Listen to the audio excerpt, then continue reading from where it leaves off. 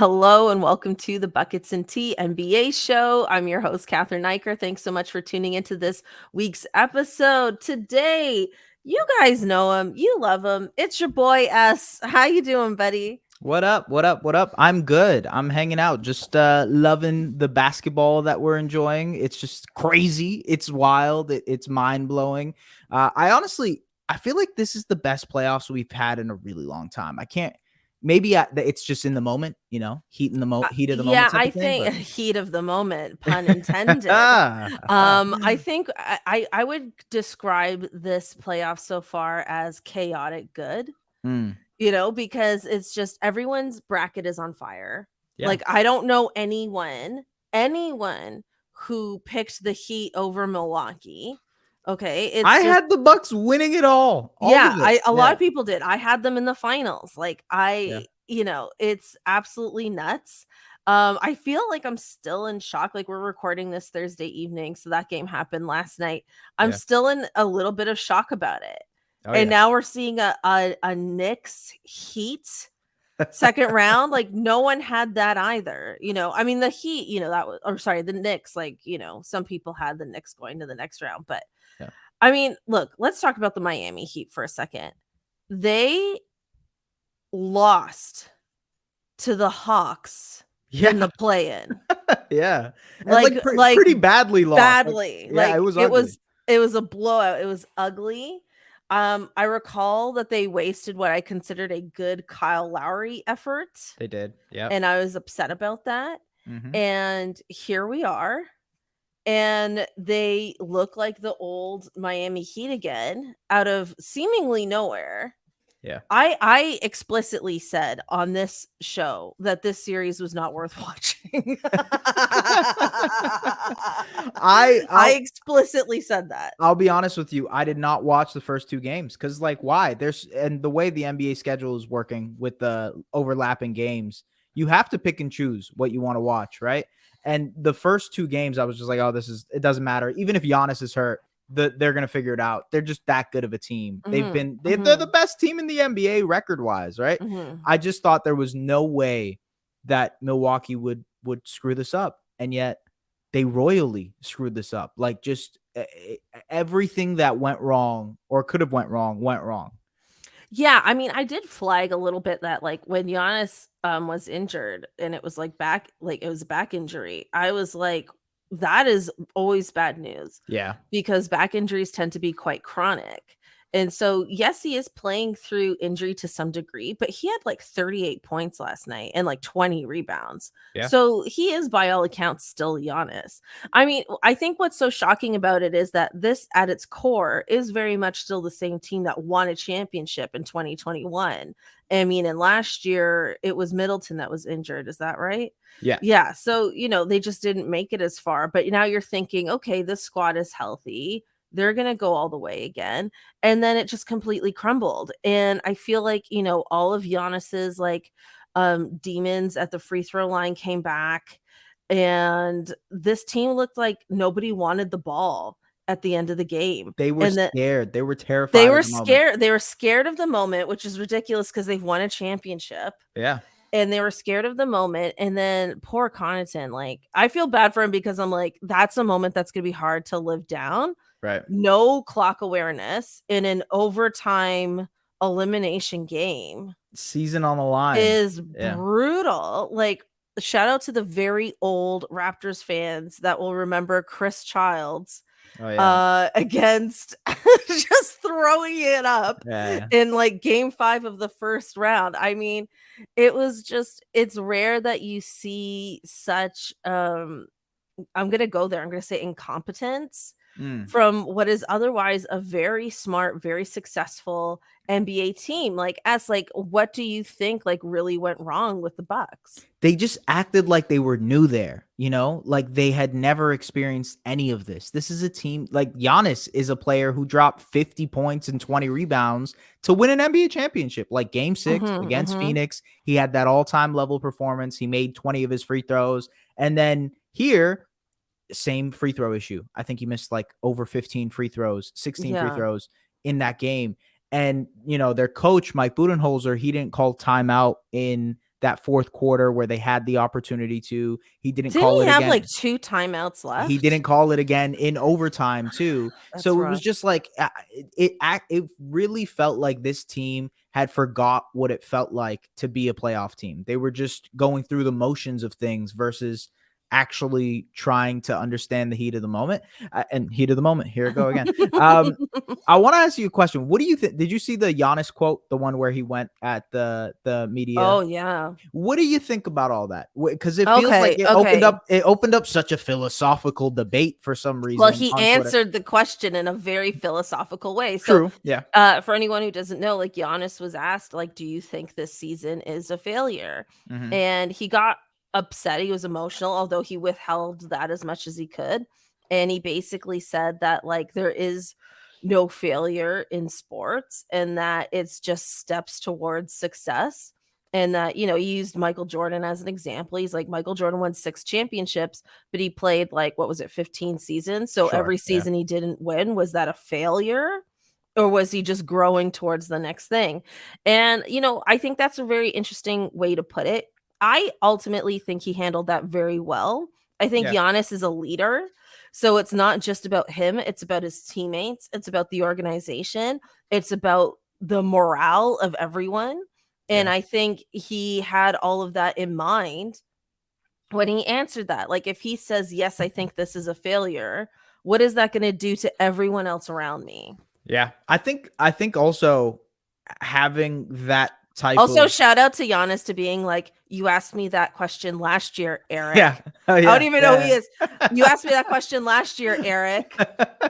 Do you get a Keeping promotion? Do tabs. you get a promotion every That time was you ask funny. that question?" I thought that was Whoo! funny because it's like, I guess in his mind, a championship is like I guess he was trying to keep them similar level, but it's funny. Imagine if you were to get a promotion every year of your, or you like working towards a promotion every year for your career. I mean, I Yeah. guess to a certain extent we are, Yes. for some careers, like it's totally like that. But it's just funny. I thought his composure was incredible. The fact that he Mhm. was like, I'm not going to make it personal. I'm not going to make it personal, even though I totally can right now. I'm going to just address it the way I'm trying to address it. In that moment, losing a game like that, all the mistakes, all the missed free throws, and then to, like 20, 30 minutes later, have to sit at a podium and answer these questions and then get thrown a question like, do you think this season is a failure? To be able to respond to that in a way that is, first of all, you mentioned it, philosophical, right? Like it had some kind of point to it. Yeah, But like, then, what does it mean to be a failure in right. this? Yeah. But then Because also, Giannis is one yeah, at it's just life, crazy. right? Like, when you think about Giannis's life, he's Yeah. like, "I'm not a failure."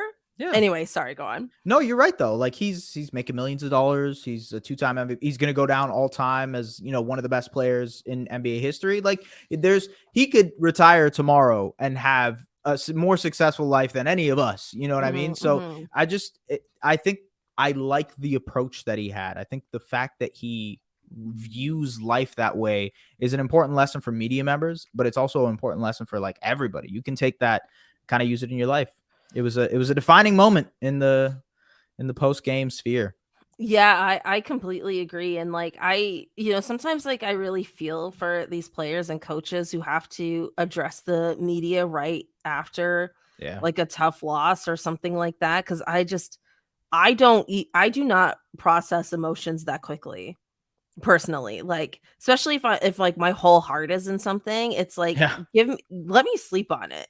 You know what I mean? Like, give me some time. Like, I am Yeah. not gonna have an eloquent thing to say to you in this moment. Like, Mhm. so the fact that like they have to do that, I'm sure like all that comes with practice and rhythm as well. But Yeah. And Budenholzer he's was always been like a very outspoken, like he's very eloquent in the way that he talks about things. He's very open to the media. He's never been one of those guys that's like shying away from answering the hard questions. So it's expected of him, but you're right. In that moment, I don't understand how he did that. Cause imagine you got fired from a job, right? And then right after, I don't know, your mom is hassling you like, "Hey, why'd you lose that job?" And you're like, "I don't know why I lost that. Talk to me tomorrow." Yeah, well, So shout out to my mom because I don't hold back with her. But you Budenholzer get was personal. You're like, yeah, oh yeah, yeah, I'll dig deep. I dig deep. Um But yeah, Budenholzer was also asked the same question, and he kind of like was fumbling a bit, was like, it's not a failure, but it's a disappointment, and blah blah blah. Yeah. And now everyone's coming for his job. I mean, people are acting like he's already fired. On He honestly, Kat, he might as well be. Like, if we're gonna be honest with you, I'm surprised they didn't send him like a text message right after the game, just like pack it up, call it a day. they stayed up all night to type up the press release. Like, Yeah, I'm surprised we haven't got the notification already. Honestly, I really am. But maybe it's because he's been there for a while. They probably are going to he give him won a that. championship 2 years Yeah, ago. We're yeah, gonna give him exactly. some respect. Yeah, But I think like one of his downfalls as a coach is just the lack of adjustments. You know what I mean? absolutely. Like Yeah, like Jimmy Butler, like Drew Holiday, who is considered a good defender, was horrible yeah. defending Jimmy Butler. Like Jimmy Butler, okay, first of all, shout out to Jimmy Butler. Shout out to Jimmy Buckets. But Yeah, he was getting everything he wanted. And it's like when, when the Raptors were facing against the Bucks, right? I mean, we had the iconic adjustment of, okay, Kawhi is now going to guard Giannis because we yeah, were down 2-0 and something had to change. yeah. And it was like, well, you just have to go for it. And I feel like this team did not make those adjustments throughout this series like you used to seeing good playoff teams do. Yeah. It felt like even when they were really good, even when they won that championship, it felt like the one thing that could hold them back was themselves. Like the Bucks, Yeah. they just constantly make things harder for themselves. Even if if we're going to get into like the minutia of basketball schemes, they just they don't take advantage of the things that they're actually good at. And that a lot of that has to do with coaching. The fact that they are so dead set on one way of playing that they're not used to changing it up. They don't have a change up. They don't have something else that they can go to, even though they are a very versatile team. They have a lot of talent. I would say they have a lot more talent than the Miami Heat do on that roster. So for me with Bud, it's the same issue all the time. It's the fact that he is lacking in the department of adjustments. He can't. Yeah. He's rigid in decision making, which is like the exact opposite of Nick Nurse. Which is Mhm. Nick Nurse is like, let's try this, let's try that, let's try this, let's try that. So I don't know. I could see a little swap there, by the way. Well, everyone was Yeah. calling for it last night. I have not had the chance to respond to the Nick Nurse I firing know. I because, know. well, Yeah. shout out to Casey Bannerman who was on my episode last week, and then our episode just got buried by all the Nick Nurse news. I'm gonna save that for our Raptors Homer moment segment. Sorry, coming up, but yeah, I mean, Nick Nurse coaching that team is interesting. Personally, I mean, gosh, okay, if we're getting into it now, we're getting into it now. I feel like Nick Nurse changed. Yeah. This is my big take, and I don't know if other people have said it or not, but I feel he changed. Who he was in 2019 and 2020 when he won Coach of the Year Mm. is different than who he was last year, because we talked about his willingness to make adjustments, to try new things, to think outside the box, and then he became stubborn and Yeah. stuck in his ways and unwilling to change, unwilling to adjust, unwilling to try new things. And I don't know how that happened. So I think personally, I think Nick Nurse needs a year off. I think he Hmm. needs to regroup. If anyone read his book, he talks about being in a basement in Iowa with Nate Bjorkgren, and they're like eating pizza and they're having like a beautiful mind moment where they're just like Like on the Ted wall. Lasso, where they're just Yeah, yeah, and like that's how they like bonded and grew together and stuff like that. And I feel like he just needs like a year of that to Mhm. like find himself again, because I feel like he lost himself as a coach, like not personally, but as a coach. Hey, we've seen this with bigger, more heightened stakes with like celebrities, right? They get to the point where their fame exceeds maybe what they are or what they can handle, right? And then they go on to kind of be above themselves, if you will, or feel like they are above what Mhm. they're kind of doing in the Yeah. sphere of whatever it is that they're supposed to be in. So maybe that's what happened to Nurse, like maybe the commercials, the Team Canada, The everybody fame loving you, got to him. the fame got to him. Maybe that's what it is. I don't know. I would not be I like the surprised theory. if that was the case. I mean, he was being referred to as a basketball genius, Yep. Kid pretty guru. pretty casually. Yeah. by many people, maybe that got to him. I mean, honestly, like I Do you think this watch Ted Lasso? I haven't. No? Okay. Well, hopefully one day you do. I think you'd love it, first of I all. probably would. Yeah. There's a coach on there who ends up being the Wonder Kid. Okay, he's like this whiz. But then he becomes a villain. But then he becomes this guy that everybody hates, everybody detests, and like maybe that's a little bit of Nick Nurse. Mm. Just he's this guy who was pepped up to be this guy, and then the fame gets to him, if you will. Well, I think this is going to be a super hot take here. I think to some extent a similar thing happened with Scotty Barnes this year. Hmm. I think being rookie of the year and then spending an entire summer being compared to Kevin Durant, Yeah. and then he didn't fully show up this year the way he needed to. And then even in his postseason remarks, like he talked about conditioning and stuff. So I think he's learned that now, but I think to some degree that also got to him a bit. That makes sense. Even Masai mentioned, like, hey, maybe we need to look at how Scotty approaches the summer a little bit more, because he had Scotty was doing press tours towards the end of their season, right? He went to the NBA Finals. He was doing interview stuff there. Then he did the commercials with Kareem and ESPN. So like he was doing the media tours while maybe he should have been like focusing on working on his craft. So Yeah. yeah, I could totally believe that. Yeah, and he talked about like complacency and stuff like that as well. So Yeah. all that kind of aligns. But anyway, yeah, I mean, if this Milwaukee Bucks coaching job becomes open, Oh yeah. damn. Yeah. I mean, I actually do think Nick Nurse would be a good fit for that job. He would be sort of 2019, 2020 Nick Nurse, to be specific. yeah, maybe a rejuvenated like summer off. He's been in Cancun for 4 or 5 months. Nick Nurse could work. Just Yeah. take some time away and then maybe come back to it in September. But I agree with you. I think he is gone. I think Mike Budenholzer is done. It just when something like that happens, it might be, some people have been saying it, but it might be the greatest upset in NBA history or the largest upset in NBA Oh, history. yeah. And It's historic. when that happens, I just think like something has to give. And it's not going to be, they're not going to go and trade Giannis. It's much harder to be like, oh, we're going to go and trade your best friend, Chris Trade Middleton. Giannis. Yeah, exactly. It's not going to be like, oh, we're going to trade your best friend, Chris Middleton or Brook Lopez or Drew Holiday. They're not going to do that. But the coach is a very easy thing to do. So I'm totally switching around the order of this podcast, but I just think it's really funny that Ime Udoka during his Houston press conference talked about, he looked at these other teams, but really Houston was the best job out there. He really made it seem like every single vacancy, team with a vacancy offered him a job. Yeah. And then he picked Houston.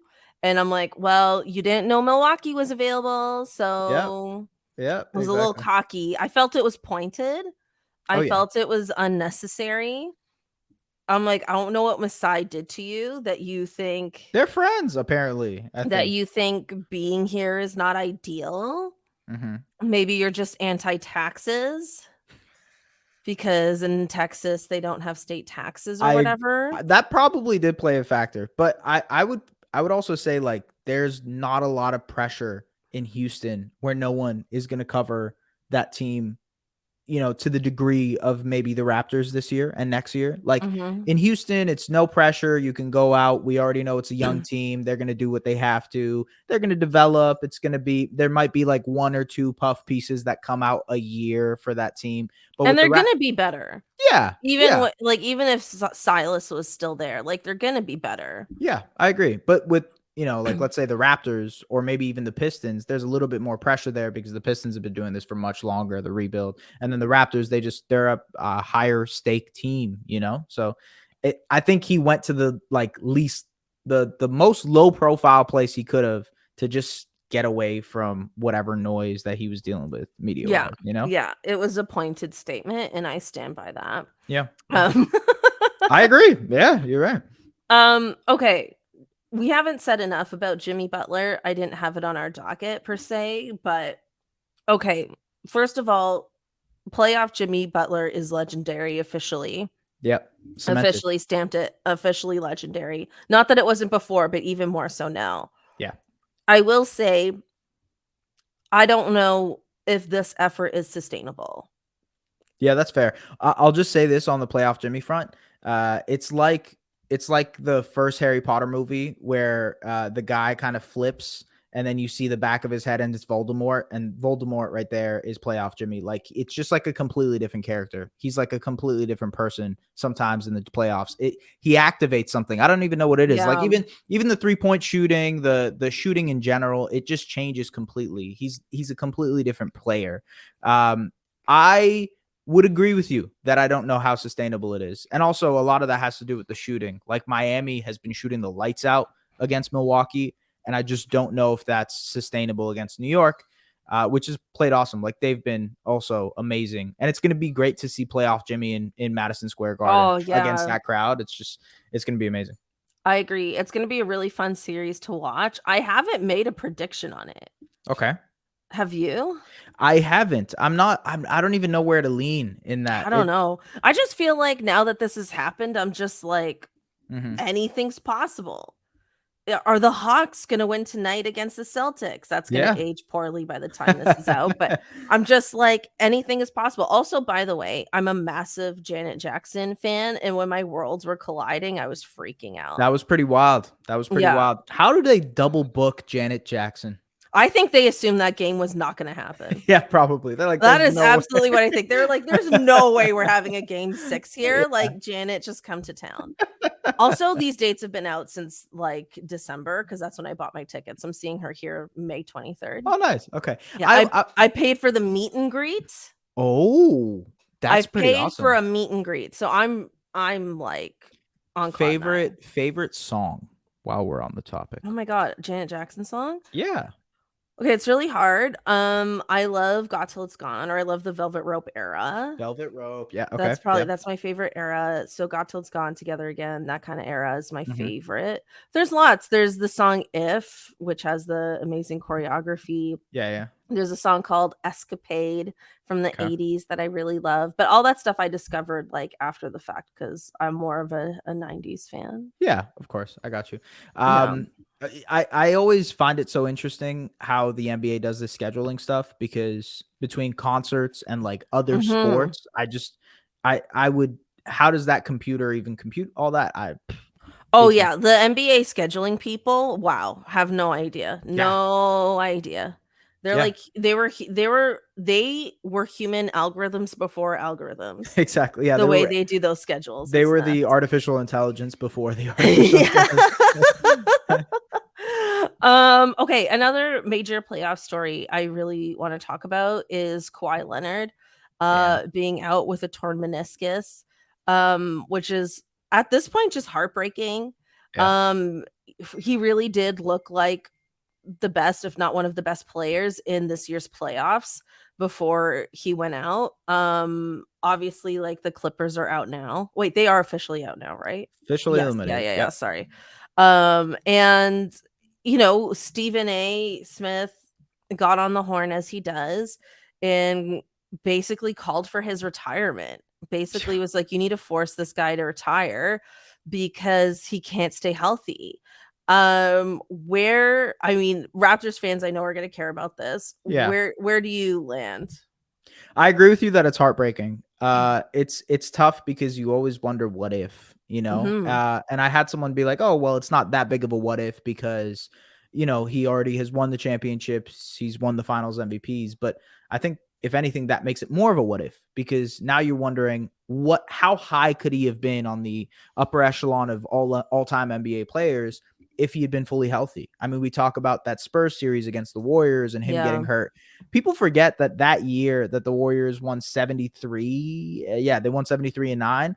I think the Spurs won 67. They only won 6 less games, right? It's just people don't remember that because of how great the Warriors were that year. So I just think it's unfortunate, man. It really is. It's heartbreaking because Kawhi, what he means to this city, to know that the Raptors probably got his last somewhat healthy season. He Yeah. played 60 games and then played 24 playoff games, even though he was hurt. Like he did have injuries throughout those playoffs. But But it's to the know last that. time he has been able to play through a playoff series, Exactly. yeah. Yeah, and to fight through the entire thing. So that's the part that gets me. And it does make 2019 more potent. Like it makes it more heightened. It makes you appreciate it more just because of the fact that like it was time is fleeting and Kawhi's time in the NBA was also fleeting. When it comes to the Stephen A. Smith stuff, like he's obviously going to do, he's going to get on his soapbox and say the things that he wants to say to get the engagement and the Oh, yeah, who comments and knows things. if that's how he even feels. Yeah, exactly. Yeah. But I mean, in terms of actually retiring, I don't think he will. I really No, doubt there's that too much money.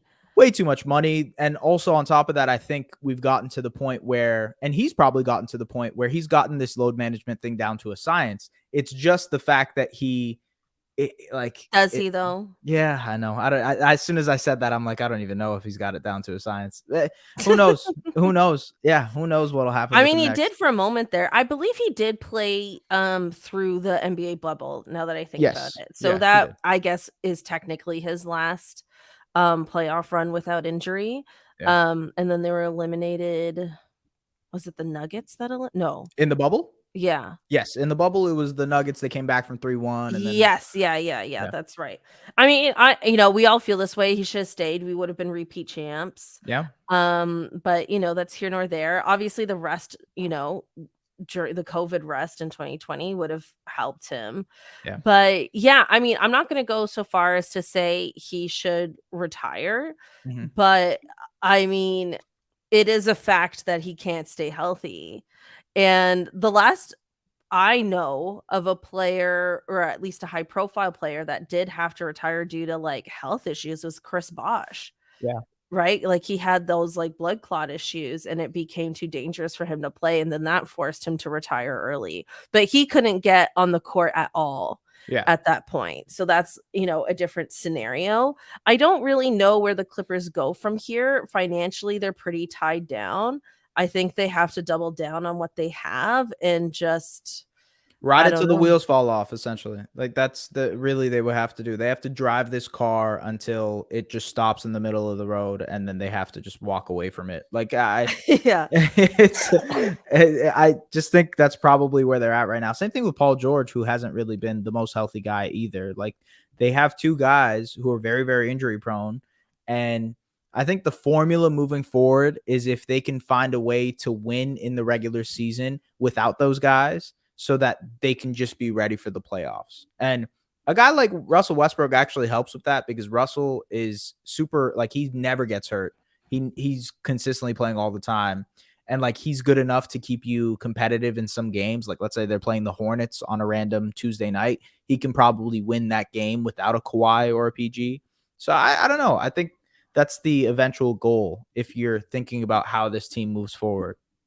Yeah, I think that's the best case scenario for them. I mean, obviously, it sucks that both him and Paul George are injured at the same time. Yeah. And I think they were thinking too, like, if we get past this first round, then Paul George could be ready for the next round kind of thing. But I don't know. I did in November say that I think the Clippers should trade Kawhi. No one else was saying that, but I was saying that because I'm like, well, if he looks healthy now and you think someone might be interested, then Yeah. this is the time because I just didn't believe in his long-term sustainability. But I Yeah. think like the writing's just been on the wall with him for a long time. I think it gets to the point where, and like this goes down to money too, but it'll get to the point where he has to, like, he can't be your number one option anymore. He can't be the guy you're building around. But if anything, he'd be like an assassin, a hired gun, if you will, to come in and be that second or third guy that can go ahead and help you. Like let's say the Bucks. We were just talking about the Bucks. Let's say somehow, some way they end up getting Kawhi Leonard. Okay, now Kawhi can be a guy who can play 40 games for the Bucks all season, and then he plays throughout the playoffs. And now he's just like this hired gun to play beside Giannis. Would be very fun, would be great. But that's probably where he's moving, what kind of career he's moving Maybe towards. like in a year or two from now, because I think he's getting paid too much He is. Yeah. to Yeah. be that guy. Yeah. But His yeah, contract ends 2024, I believe. So, yeah. yeah, yeah, it's just heartbreaking. And I just felt like we should acknowledge it, acknowledge the heartbreak. Yeah. Okay, so There's a few series still happening, and I wanted to ask you between the Warriors and Kings, Celtics and Hawks, and Grizzlies Lakers, which one or multiple do you think are going to a game 7? I actually think none of them will go to a game 7. I think they're all done. I Ooh. think they will be all finished by the time. Well, no, not by the time this thing comes out. The Celtics will be done by the time this thing comes Yeah. out. But when it comes to the Lakers and Grizzlies, I think they probably. Sorry, the Lakers and Warriors. I think they both finish it off. The Warriors have sort of figured it out against the Kings. Yeah, and they know, like, they don't wanna do a game 7 in Hell Sacramento. no, absolutely. Yeah. And like also the Kings seem a little gassed out, especially with like Fox getting hurt and Sabonis not playing the best, even though he had a good game 5. So I think it's gotten to the point where the Warriors have figured things out with them, and they know, like they know. The Lakers Grizzlies one is probably the one I'm most iffy about. I'm not. Maybe there's a good chance that the Grizzlies force game 7 because the trio, Jaren, Ja, and Desmond Bane, they've looked really good over the last 2 games. And like, yeah, they could force a game 7. That's the one I where feel I'm kind like of the iffy on. Grizzlies kind of unlocked something with the 3 of them during game 5, and if they Yeah, can have that consistent effort, then I do think they could win a game 6. I think it's hard to win 3 games in a row with your back against the wall, though. I agree. Yeah, I mean that there's a reason why 95% of the teams that go down 3-1 just don't win, right? Yeah, yeah. So I yeah, I agree with you. I agree with you. I think all of them finish though. Like you're Well, I think this Warriors Kings series has been one of the best first round series ever, yeah, like ever, period. Like it's been so fun to watch. Every game's come down to the wire. Have so much respect for the Kings to be able to put up the fight that they had or that they have so far. I think the Warriors could straight up win it all. I agree. I agree with you. Yeah. I mean, I needed to see them win a game on the road to really believe it. But now that I have, I'm like, yeah, if they can get past this, they can Mhm. get past anyone else in the league. And I think in a weird way, it has helped them to face such a difficult opponent in the first round because I feel like it woke them up. Yeah, they And need I that and they too. Yeah. needed that. They Yeah. needed to be woken up. They needed to be rattled. And I think you know, for all Draymond's shortcomings, he had an excellent game 5. Massive. Yeah, it was I mean, it was that game 5 was like a prototypical Warriors road win. I've seen it a million and one times. Draymond has the great defensive games. Steph comes up with clutch shots. Clay's hitting great shots. Like Wiggins is pitching in. Like that was such a prototypical Warriors road win that it seemed like that championship team again. You're like, oh, I remember these guys. So yes, they just needed a little bit of a warm up, a wake up, if you will. And I think the Kings gave them a good jolt. Mhm. A very yeah, Yeah. definitely. Um with the Lakers and the Grizzlies. Hmm. So I've been saying all season long that the Grizzlies are a bunch of frat boys that are really paying attention to the eye on the prize. Yeah. That's coming true. Didn't think it would come true against the Lakers. I had no belief in the Lakers at all, but it is. And I really thought we were going to have a Grizzlies Warriors second round, but it could be a Lakers Warriors second round. Yeah. What matchup are you personally rooting for, and what do you think is going to happen there?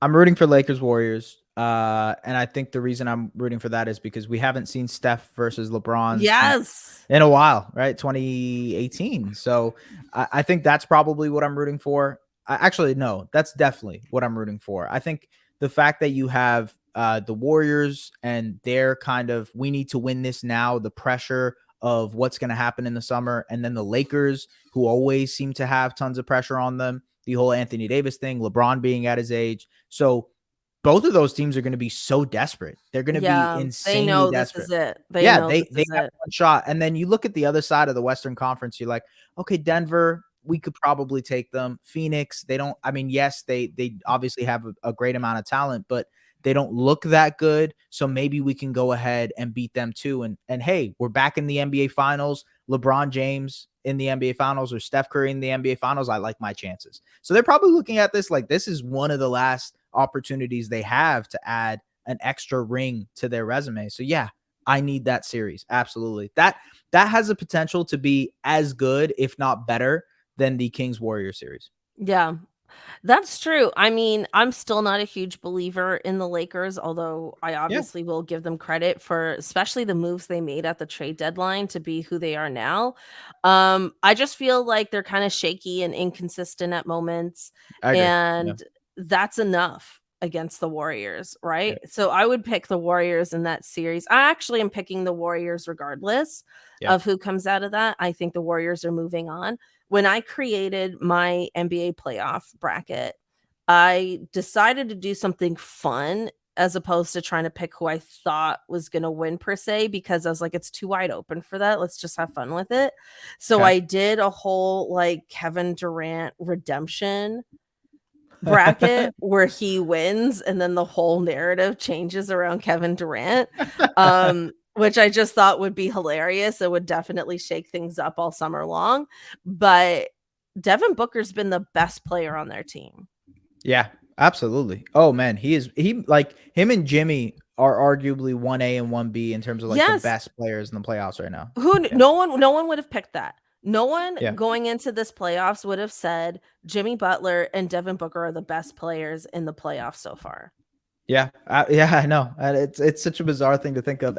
And Devin Booker, for all his like, there has been so much doubt about what Devin Booker is as a player. I remember when he was on those awful Suns teams, it was like, oh, Devin Booker can never amount to anything. He's just been this like empty calorie player. And I think that notion is so ridiculous in general for any NBA player, but it was so ridiculous for a player of the caliber of Booker because he's a guy who drops 70 points in a game. He's a guy who's consistently like growing every single year, getting better as a playmaker. And now you see it. This is him at his prime. This is him at his best. He is just, I mean, it's an unstoppable, some of the things that he's doing. And now that you have Kevin Durant on the other side, it's like this is daylight. He's like, I've never dealt with this much space in my life. This is amazing, you know? So, yeah, I think he's taking full advantage of it. Yeah, I completely agree. One thing I wanted to ask you about the Eastern Conference. So Okay. I think assuming the Celtics get out of this first round Right. and they face the 76ers, Yes. in my opinion, that Ooh. is low key the real Eastern Conference Finals. 100%. 100%. Even though it's the semifinals, right? It's like Yeah. who comes out of that series is just going straight to the finals. It's like the same That thing. is I was gonna say no disrespect, but actually that's just full disrespect to the Miami Heat and the New York Knicks. I just Don't don't worry. Jimmy believe Butler likes the disrespect. It's okay. I mean, I love both of those teams or whichever one makes it out, convincing themselves that they're better than they are for like the next 5 years. Like that's actually really funny to me. Um, because I just feel like the Bucks losing is just such a weird fluky thing Yeah. to happen. Like it kind of like it's like the Hawks making it in the Eastern Conference Finals 2 years ago, right? Like that's Yeah. kind of what that trajectory feels like. Um, but Celtics 76ers. Mm-hmm. What do you make of that?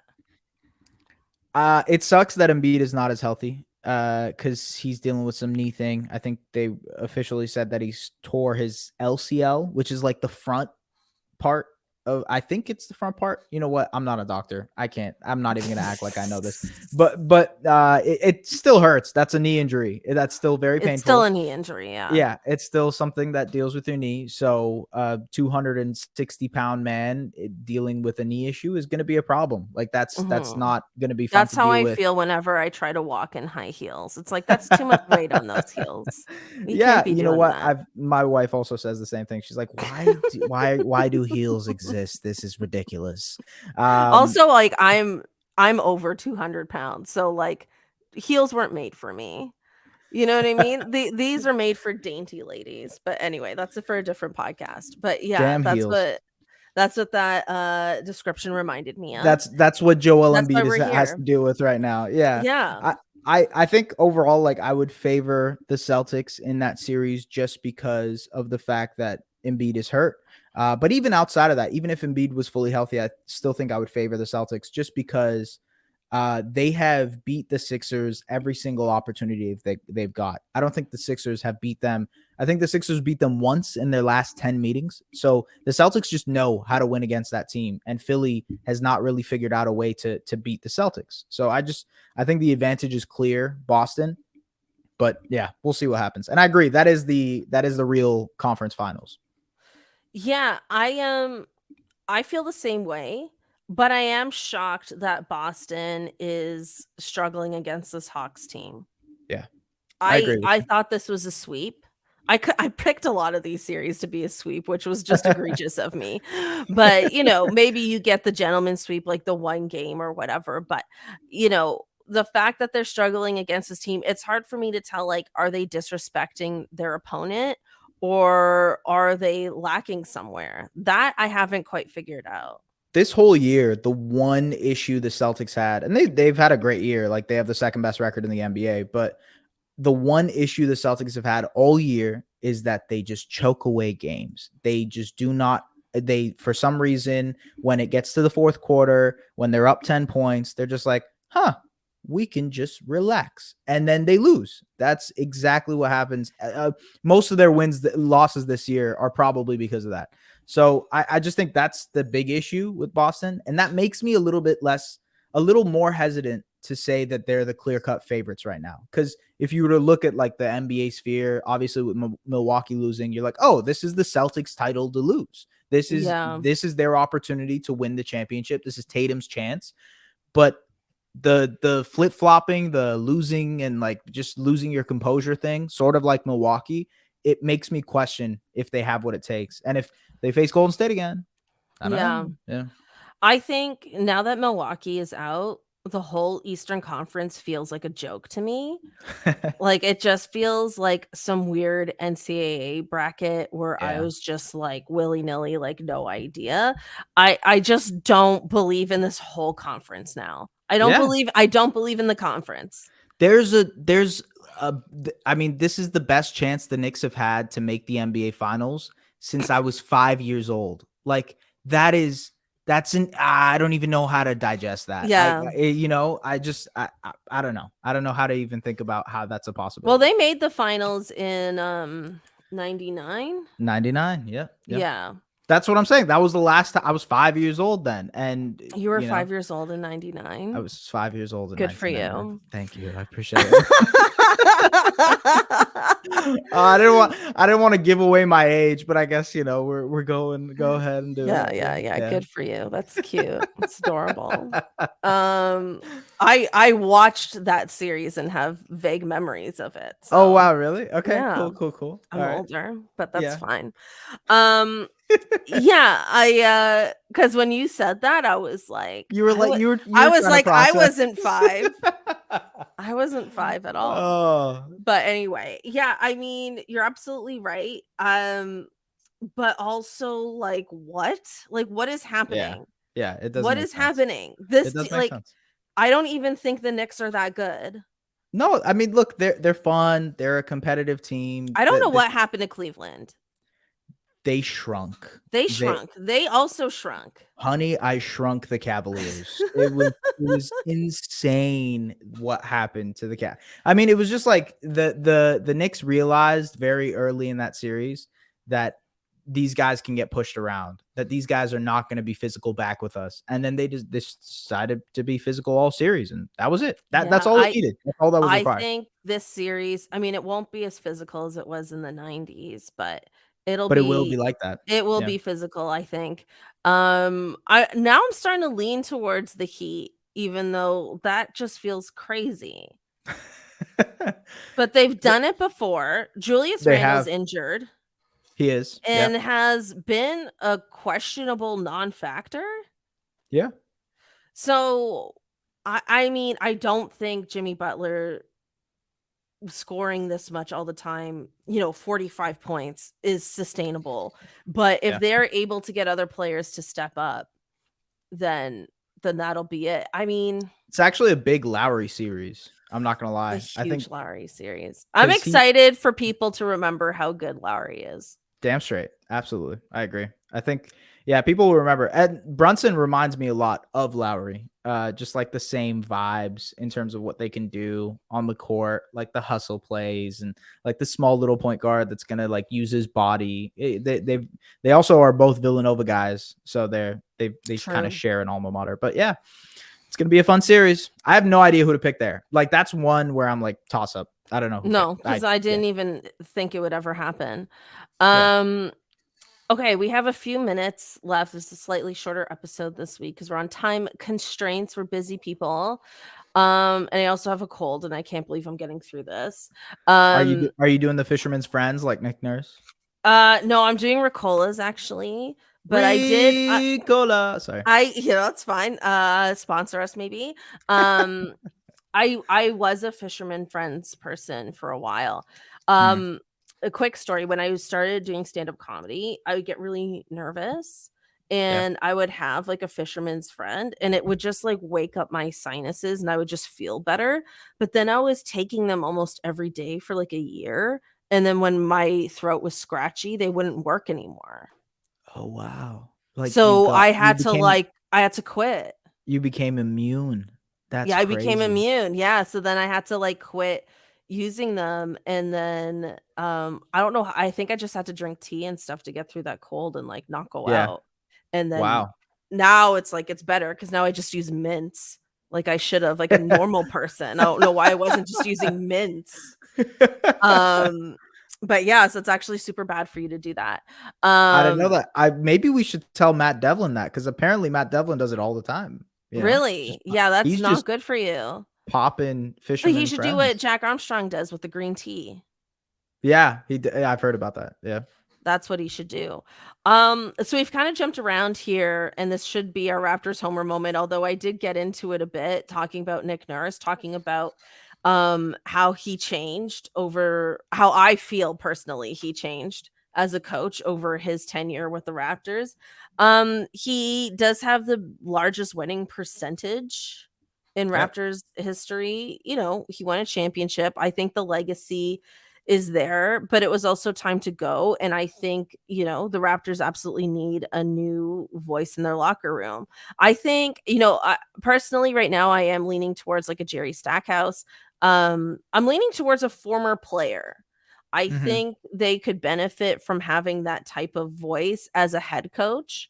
yep, I don't think they've really had that yet. I yeah. was I trying to think remember if Dwayne Casey was a former player or not. I mean, he was, but like former player, like he played in like the '60s and '70s. That's Yeah, like like that. so long ago. Yeah.